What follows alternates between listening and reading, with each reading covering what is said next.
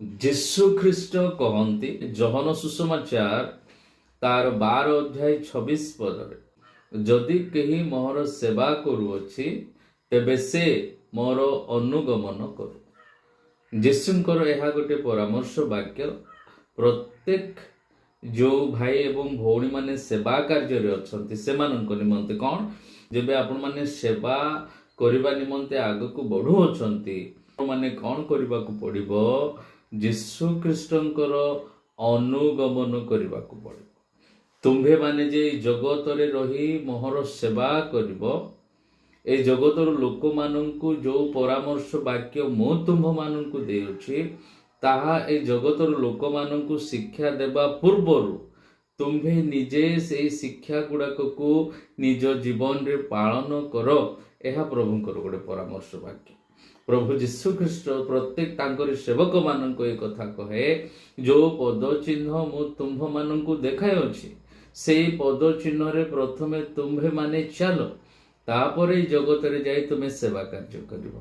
ଜଣେ ସେବକ ଯେଉଁ ପର୍ଯ୍ୟନ୍ତ ସେ ଯୀଶୁ ଖ୍ରୀଷ୍ଟଙ୍କର ଅନୁଗମନ କରୁନାହିଁ, ଯୀଶୁ ଖ୍ରୀଷ୍ଟଙ୍କର ପଦ ଚିହ୍ନରେ ଚାଲୁନାହିଁ, ସେ କେବେ ମଧ୍ୟ ଗୋଟେ ସଫଳ ପ୍ରାପ୍ତ ସେବା କରିପାରିବ ନାହିଁ। ଜଣେ ସେବକ ଏବଂ ସେବିକାଙ୍କ ଜୀବନରେ ଲୋକେ ଯୀଶୁ ଖ୍ରୀଷ୍ଟଙ୍କର ସ୍ୱଭାବ ଏବଂ ଯୀଶୁ ଖ୍ରୀଷ୍ଟଙ୍କର ଆଚରଣକୁ ଦେଖିବାକୁ ପଡ଼େ।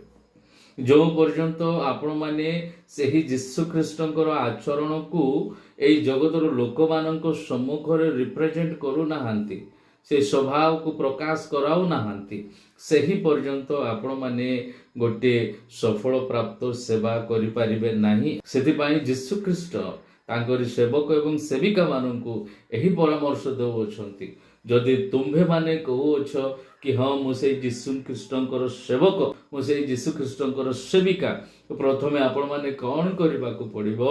ଆପଣମାନଙ୍କର କର୍ତ୍ତବ୍ୟ ଏବଂ ଆପଣମାନଙ୍କର ଡ୍ୟୁଟିସ୍ କ'ଣ ରହିବ କି ଆପଣମାନେ ନିଜେ ସେହି ଯୀଶୁ ଖ୍ରୀଷ୍ଟଙ୍କର ଅନୁଗମନ କର।